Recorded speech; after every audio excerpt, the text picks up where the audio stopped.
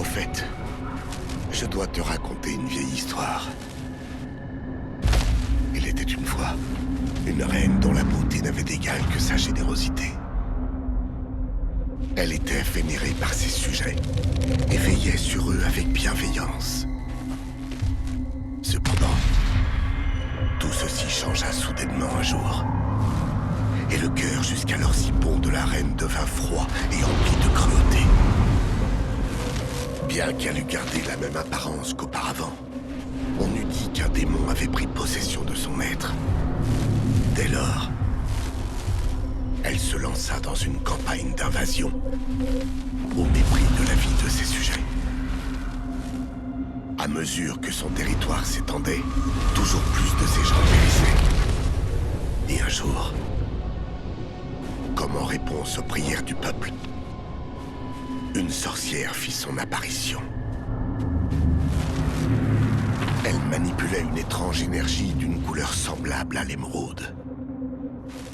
Elle prit la tête de la révolte, puis captura la reine et l'exécuta.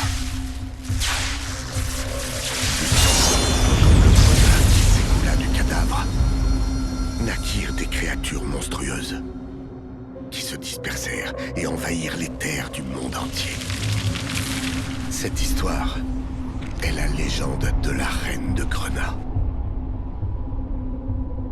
Ce n'était rien de plus qu'un mythe, un conte, une vieille fable. Du moins, je le croyais. Toutefois, la reine a bien existé. Non, il est sans doute plus juste de dire qu'elle est sur le point de renaître. Tu comprends la situation?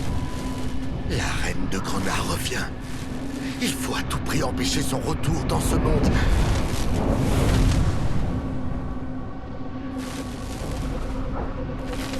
Je n'ai pas été à la hauteur.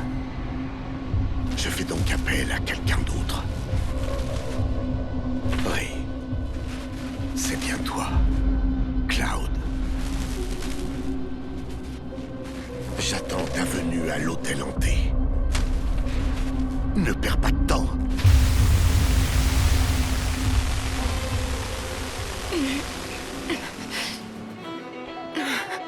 Fais pas attention. Je me sens juste pas très bien ces temps-ci. Dis, Cloud. T'as déjà entendu parler de la carte de la reine de Grenat? C'est la carte la plus puissante du Queen's Blood, et il n'en existe qu'un seul exemplaire. Mais en fait, il y en a une autre capable de rivaliser avec elle. La sorcière d'Émeraude. Non, oublie tout ce que je viens de te dire. Ça me fatigue, ça me fait divaguer. Laisse-moi me reposer un peu.